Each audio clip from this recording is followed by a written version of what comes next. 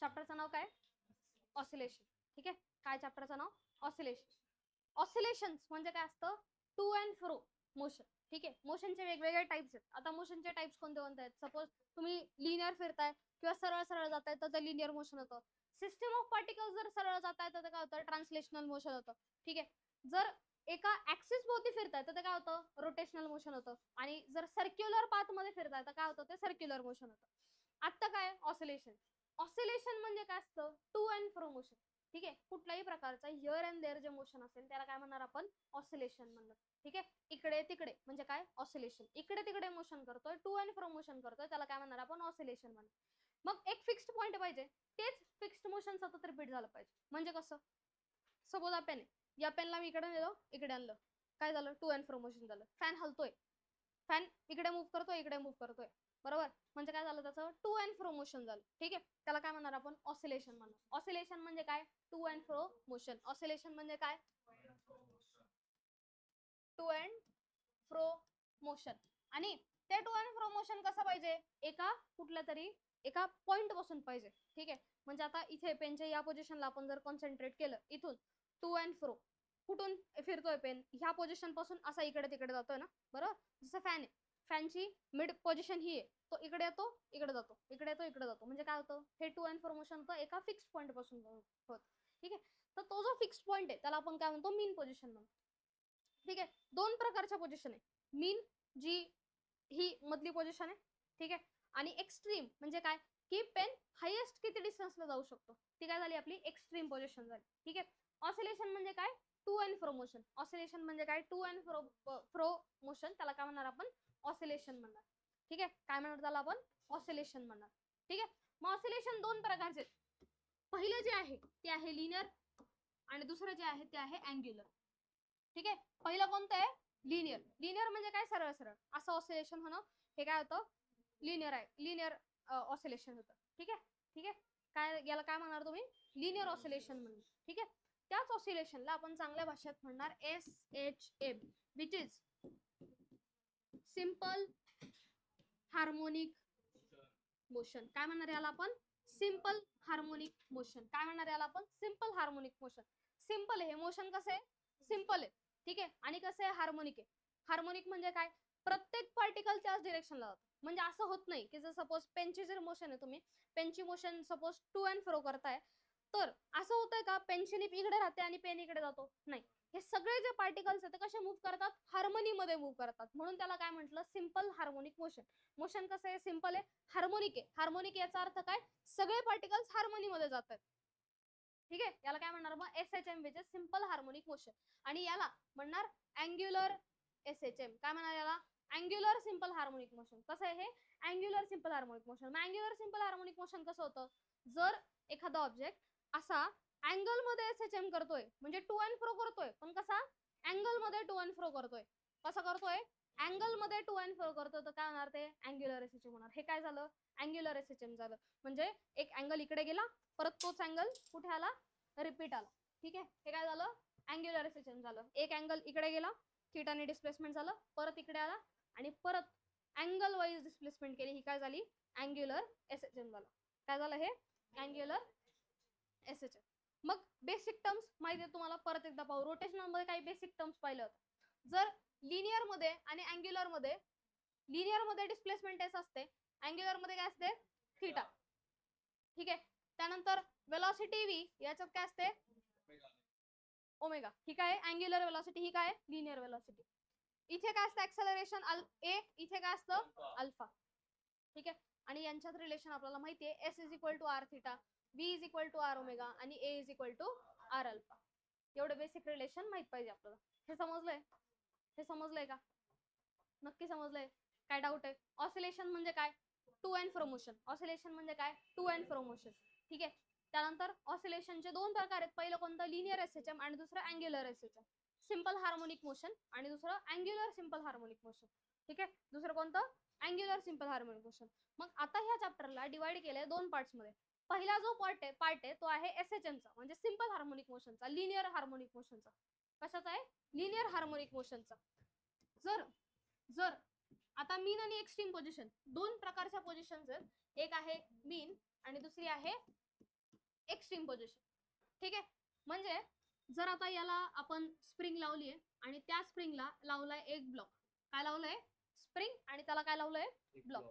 ठीक आहे, आता ब्लॉक कसा आहे? रेस्टवर आहे. ज्या ठिकाणी तो रेस्टवर आहे तीच होणार आपली मीन पोझिशन. काय होणार ती आपली मीन पोझिशन. आता त्या ब्लॉकला काय केलं आपण? आता त्या ब्लॉकला काय करणार? तुम्ही असं ओढणार. एकतर तुम्ही ओढा किंवा प्रेस करा, कंप्रेस करा किंवा थोडंसं स्ट्रेच करा. ठीक आहे, जर आपण सपोज स्ट्रेच केलं, स्ट्रेच केल्यानंतर काय होईल बरं? मीन पोझिशन ही आहे, बरोबर? बरोबर, स्ट्रेच केलं, स्ट्रेच केल्यानंतर बॉक्स एका पॉइंटला गेला, एका पोझिशनला गेला, तर ती जी पोझिशन असणार आहे ती त्याची पॉझिटिव्ह एक्स्ट्रीम पोझिशन असणार आहे. कोणती पोझिशन असणार आहे? Positive extreme position. तिथे गेला, सोडलं, काय होणार? काय होणार? तो परत रिटर्न येणार, बरोबर? तो परत मीन पोझिशनला येईल आणि परत थोडासा आतमध्ये जातो ना. याचा अर्थ काय झालं? हा जो तुमची स्प्रिंग होती त्या स्प्रिंगला आपण ओढलं, सोडलं, ती मीन पोझिशन पर्यंतच येऊन ऑसिलेट होते का? नाही, ती काय होते? जाते मीन पोझिशन पासून थोडंसं आतमध्ये जाते, सतत ती काय होत राहते? आता अशी ऑसिलेट होत राहते. म्हणजे आता काय होणार? तो बॉक्स परत कुठे येणार? ब्लॉक कुठे येणार? परत मीन पोझिशनला, आणि मीन पोझिशन पासून परत थोडासा आत जातो, आणि ती पोझिशन म्हणजे काय होणार आहे? आपली नेगेटिव्ह एक्स्ट्रीम पोझिशन होणार आहे. काय होणार आहे ती? Negative extreme position. ही झाली तुमची x इज इक्वल टू 0, आणि ही पोझिशन जी होणार ती काय आहे? x is equal to -a. -a का म्हटलं? कारण अँप्लिट्यूड जास्तीत जास्त डिस्प्लेसमेंट मीन पोझिशन पासून जी असते ती असते अँप्लिट्यूड असते, म्हणून a घेतलं, अँप्लिट्यूड घेतलं. ठीक आहे, मीन पोझिशन पासून तुम्ही किती लांब घेतलंय? जितकं लांब घेतलंय ती तुमची काय मॅक्सिमम डिस्प्लेसमेंट. किती डिस्प्लेस केलंय तुम्ही? त्याच्या पलीकडे जाणार आहे का? आता असं होणार आहे का तुम्ही त्या बॉक्सला ओढलं, ओढल्यानंतर सोडलं, आणि थोड्या वेळानंतर असं झालं की ज्या पॉइंटला तो ओढला होता ना, जिथपर्यंत तो ओढला होता ना त्याच्या पुढे जाऊन थांबतोय तो, असं होणार आहे का? नाही. म्हणजे मॅक्सिमम किती डिस्प्लेस होऊ शकतो तो? एवढाच डिस्प्लेस होऊ शकतो, याच्या पुढे तो जाणार नाही. म्हणून त्याला +a म्हटलं, आणि ही काय झाली? निगेटिव्ह एक्स्ट्रीम पोझिशन झाली, म्हणून -a म्हटलं. ठीक आहे, दोन प्रकारच्या पोझिशन होत्या. पहिली कोणती? Mean position. दुसरी कोणती? Extreme position. मीन पोझिशन म्हणजे बॉक्स काय तिथं रेस्टवर आहे, तो जो ब्लॉक आहे तो कसा आहे? रेस्टवर आहे. ती कोणती आहे? मीन पोझिशन. एक्स्ट्रीम पोझिशन म्हणजे कोणती होणार आहे? जिथं तुम्ही जास्तीत जास्त पुल करताय, सोडून देताय, ही काय झाली आता आपली एक्स्ट्रीम पोझिशन झाली. सोडलं, ही पॉझिटिव्ह एक्स्ट्रीम पोझिशन झाली. सोडल्यानंतर मीन पोझिशन पासून परत तिकडे गेला, म्हणजे काय झाली? ती नेगेटिव्ह एक्स्ट्रीम पोझिशन झाली. हे झालं सिंपल हार्मोनिक मोशनचे एक बेसिक उदाहरण. ठीक आहे, बेसिक एक्झाम्पल. समजलंय का? समजलंय का?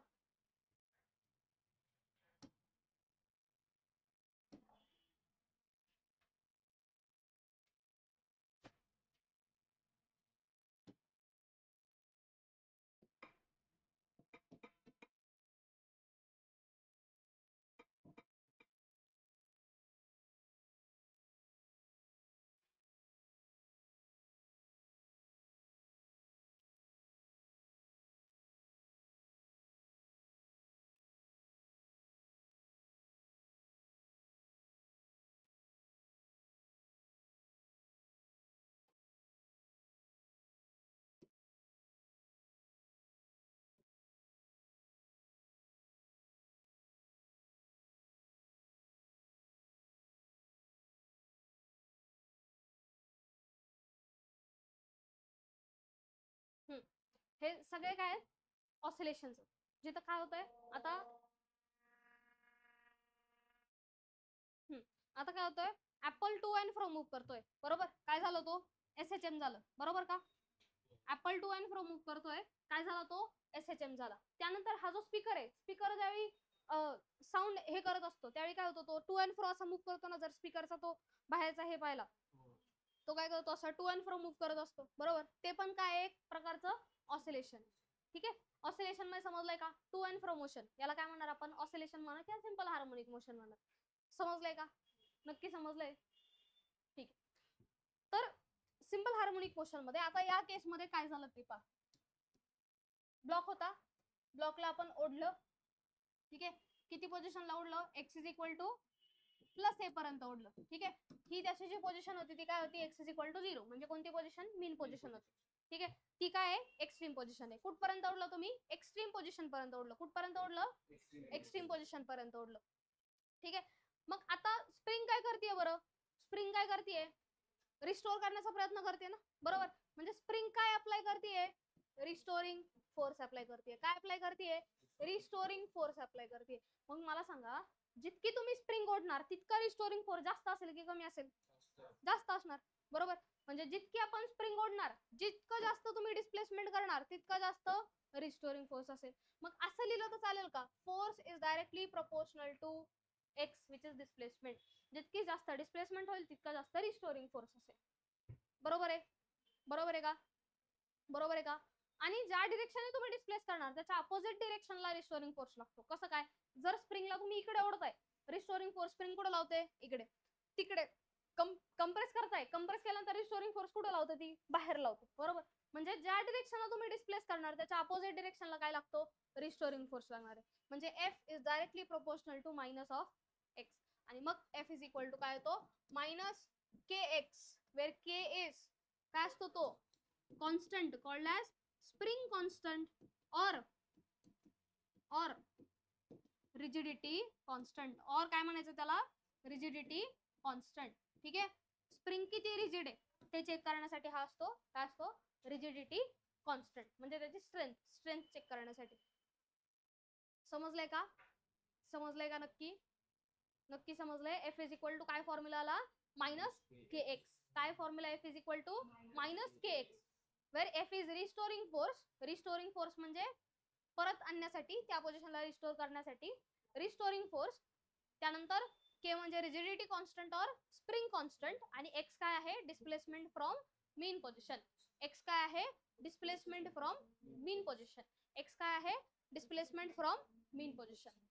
आता सगळ्यात महत्वाचं, जर तुम्हाला या एसएचएम ला सांगायचंय की एसएचएम चं मोशन सांगायचं, एसएचएम सपोज त्याचा ऍक्सेलरेशन किती आहे, वेलॉसिटी किती असेल. सपोज स्प्रिंगला आपण ऑसिलेट करताय, म्हणजे असं झालं सपोज की आता तुम्ही हे पाहिलं असेल, स्प्रिंग मास ऑसिलेटर पाहिले कधी?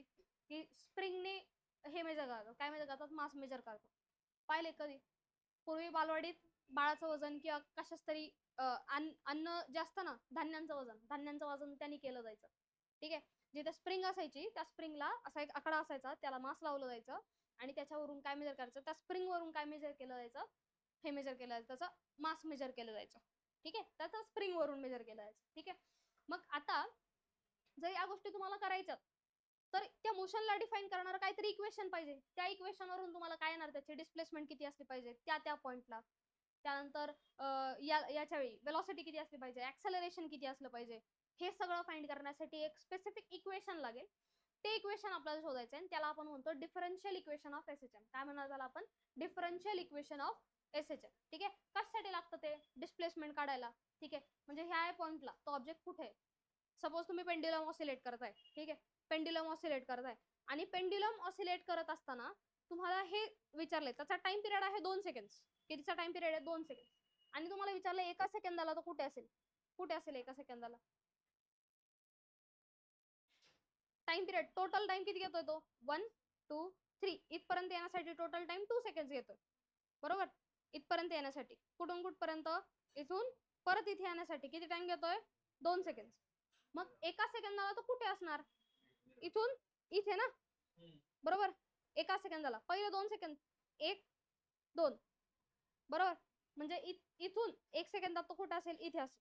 ठीक आहे. म्हणजे काय झालं की इथं तुम्ही पोझिशन डिटरमाइन करू शकता. पण जर 2.5 सेकंदाला विचारलं तर सांगू शकतो का आपण? नाही, तिथं सांगू शकणार नाही. मग त्यावेळी काय यूज करणार तुम्ही? डिफरन्शियल इक्वेशन यूज करणार. काय यूज करणार? Differential equation. आणि हे 3 मार्क साठी विचारलं जातच म्हणजे जातं, इम्पॉर्टंट आहे. आणि डिफरन्शियल इक्वेशन वरून बाकीचे इक्वेशन्स निघणार आहेत. त्यामुळे डिफरन्शियल इक्वेशन व्यवस्थित समजून घ्यायचं. Differential equation of SHM. ठीक आहे. Important part. ठीक आहे. काय आहे? Differential equation of SHM. ठीक आहे. तर आता आपल्याला एक फॉर्म्युला आता आपण डिराईव्ह केला, कोणता? F is equal to minus K X. त्यानंतर एफ चा दुसरा एक फॉर्म्युला आहे आपल्याकडे, कोणता रे? F is equal to M A mass into acceleration. हा एक फॉर्म्युला आहे, बरोबर. कोणते कोणते फॉर्म्युले आहेत आपल्याकडे? आता जो रिस्टोरिंग फोर्सचा फॉर्म्युला आहे, फोर्स रिस्टोरिंग, तो जो फॉर्म्युला आहे तो काय आपण डिराईव्ह केला? Minus K x. पण फोर्सचा आपल्याकडे दुसरा एक फॉर्म्युला आहे, काय? मास इंटू ऍक्सेलरेशन. ठीक आहे. मग हे दोन इक्वेशन्स वरून आपण असं लिहिलं चालेल का? Minus K x is equal to M a, असं लिहिलं चालेल का? चालेल ना. सगळ्यात मेजरली हे लक्षात ठेवायचं की डिस्प्लेसमेंट आहे, वेलॉसिटी आहे आणि ऍक्सेलरेशन आहे. जर डिस्प्लेसमेंट डिवाइड बाय टाइम केलं म्हणजे dx बाय dt म्हणजेच काय घेतलाय त्याचा डेरिव्हेटिव्ह. ठीक आहे, कोणाचा डेरिव्हेटिव्ह घेतला? डिस्प्लेसमेंटचा डेरिव्हेटिव्ह घेतला. काय येतं? वेलॉसिटी येते. वेलॉसिटीचा डेरिव्हेटिव्ह घेतला, ऍक्सेलरेशन येतं. बरोबर. डिस्प्लेसमेंटचा काय घ्यायचा? डिस्प्लेसमेंटचा डेरिव्हेटिव्ह घेतला, काय येतं? वेलॉसिटी येतं. वेलॉसिटीचा डेरिव्हेटिव्ह घेतला, काय येतं? ऍक्सेलरेशन. उलट केलं, इंटिग्रेशन केलं, तर इंटिग्रेशन केल्यानंतर काय होईल? आता ऍक्सेलरेशनचं इंटिग्रेशन करा, काय येतं? वेलॉसिटी. आणि वेलॉसिटीचं इंटिग्रेशन काय करायचं? डिस्प्लेसमेंट. आता डी बाय डी टी करायचं इथं आपल्याला. ठीक आहे, विथ रिस्पेक्ट टू टाइम. ठीक आहे, वेलॉसिटीचं इंटिग्रेशन केलं, काय मिळतं? डिस्प्लेसमेंट. ठीक आहे, डिस्प्लेसमेंटचा डेरिव्हेटिव्ह करा रिपीट एकदा. डिस्प्लेसमेंटचा डेरिव्हेटिव्ह वेलॉसिटी, वेलॉसिटीचा डेरिव्हेटिव्ह ऍक्सेलरेशन. ऍक्सेलरेशनचं इंटिग्रेशन केलं, काय मिळतं? वेलॉसिटी. आणि वेलॉसिटीचं इंटिग्रेशन केलं, काय मिळणार? डिस्प्लेसमेंट मिळणार. समजलंय का? समजलंय का? म्हणजे आता याला असं लिहिलं चालेल का ते सांगा मला. थांबा, हे नीट लिहू आपण.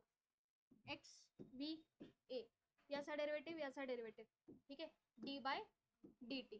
आणि याचं इंटिग्रेशन, इंटिग्रेशन, इंटिग्रेशन. ठीक आहे, बरोबर आहे? बरोबर आहे का? ठीक आहे, तर आता x dx by dt displacement upon time काय येणार? वेलॉसिटी. ठीक आहे, dx बाय dt काय आलं? वेलॉसिटी. dv बाय dt काय येणार आहे? ऍक्सेलरेशन. म्हणजेच काय केलं तुम्ही? x ला 2 वेळा डिफरन्शिएट केलंय ना, बरोबर? x ला काय केलंय आपण? 2 वेळा डेरिव्हेटिव्ह घेतलंय, बरोबर? म्हणजे ऍक्सेलरेशनलाच तुम्ही काय लिहू शकता? d square x by dt square. ठीक आहे, डेरिव्हेटिव्ह घेतला कोणाचा? कोणाचा? x चा डेरिव्हेटिव्ह 2 वेळा घेतल्यानंतर काय येणार? ऍक्सेलरेशन. एकदा घेतला वेलॉसिटी आली, दुसऱ्यांदा घेतला परत काय आलं? ऍक्सेलरेशन. ठीक आहे, समजलंय का? डेरिव्हेटिव्ह कोणाचा? x चा डेरिव्हेटिव्ह घेतला, वेलॉसिटी येणार. वेलॉसिटीचा डेरिव्हेटिव्ह घेतलं, ऍक्सेलरेशन येणार. ऍक्सेलरेशनचं इंटिग्रेशन करा, वेलॉसिटी येईल. वेलॉसिटीचं इंटिग्रेशन केलं, डिस्प्लेसमेंट येतं. बरोबर आहे? हे समजलंय का? म्हणजे जर डिस्प्लेसमेंट dx बाय dt घेतलं तर काय येतं? वेलॉसिटी येते. d square x by dt square घेतलं, काय येतं? ऍक्सेलरेशन. आणि त्यालाच काय लिहू शकतो आपण? dv by dt. हेच काय येणार आहे? ऍक्सेलरेशनला इक्वल. समजलंय का? समजलंय का? नक्की नक्की समजलंय का? डाऊट? नक्की? ठीक. तर आता या परत डेरिव्हेशन कडे. आणि ह्या डेरिव्हेशन मध्ये आता काय करायचंय? ठीक आहे, पहिलं काय घेतलं आपण? F K which is sorry F R म्हणजे काय? Restoring force. दुसऱ्या फोर्सचा फॉर्म्युला काय? Mass into acceleration. दोन्ही इक्वेट केलं. इक्वेट केल्यानंतर काय येईल बरं? इक्वेट केल्यानंतर काय येईल? बोला. Minus K x is equal to M. ऍक्सेलरेशनच्या जागी D square x by D T square लिहिलं चालेल? लिहिलं? करेक्ट आहे? करेक्ट आहे का? ठीक. त्याच्यानंतर काय करायचं? मायनस के एक्स जो आहे किंवा मग एम इकडे घ्या आधी. एम इथं कसं आहे? मल्टिप्लिकेशनला. इकडे आल्यावर डिवाइडला जातो. म्हणजे काय आलं? Minus k upon M into x is equal to काय येतो? D square x by D T square. ठीक आहे, ही जी टर्म आहे ही कशी आहे? मायनस मध्ये. इकडे गेल्यावर काय होईल? प्लस मध्ये जाईल. म्हणजे D square x by D T square plus K upon M into x is equal to 0. आपण अर्ध नाही 90% झालं. ठीक आहे, आणि हे के अपॉन एम म्हणजेच काय? रिजिडिटी कॉन्स्टंट पर युनिट मास. हे असतं ओमेगा. काय असतं हे? Omega which is angular frequency. काय असतं ते? Angular frequency. ठीक आहे, किंवा अँग्युलर वेलॉसिटी पण म्हणू शकतो त्याला. ठीक आहे, त्याच्या जागी ओमेगा पुट करा. रूट के अपॉन एम. रूट के अपॉन एम काय असतो? ओमेगा. म्हणजे के अपॉन एम जर काढायचंय तर काय येणार? Omega square. तर इथं काय येईल? Omega square. आणि इक्वेशन काय आलं मग तुमचं? D square x by D T square plus K upon M sorry omega square D square x by D T square plus omega square X is equal to 0. हे आलं तुमचं differential equation of SHF. Differential equation काय important आहे? कारण याच्यावरूनच आपण काय काढू शकतो? डिस्प्लेसमेंट, वेलॉसिटी, ऍक्सेलरेशन, त्यानंतर फ्रिक्वेन्सी, अँप्लिट्यूड सगळं याच्यावरून तुम्ही फाइंड करू शकता. ठीक आहे, म्हणून डिफरन्शियल इक्वेशन इम्पॉर्टंट आहे. समजलंय डिफरन्शियल इक्वेशन? काय केलं डिफरन्शियल इक्वेशन मध्ये? फोर्सचे 2 फॉर्म्युले यूज केले. F is equal to minus K X आणि एम ए. मग दोन्ही इक्वेट केले. इक्वेट केल्यानंतर ए ला डबल डेरिव्हेटिव्ह ऑफ एक्स म्हटलं, डिस्प्लेसमेंट म्हटलं, त्यानंतर के एम इकडे घेतला, के अपॉन एम हा काय येतो ओमेगा स्क्वेअर येतो आणि हा मायनस इकडे जाऊन काय झाला प्लस झाला. हे झालं डिफरन्शियल इक्वेशन ऑफ एसएचएम. काय डाऊट याच्यात? नक्की समजलंय? लिहून घ्या.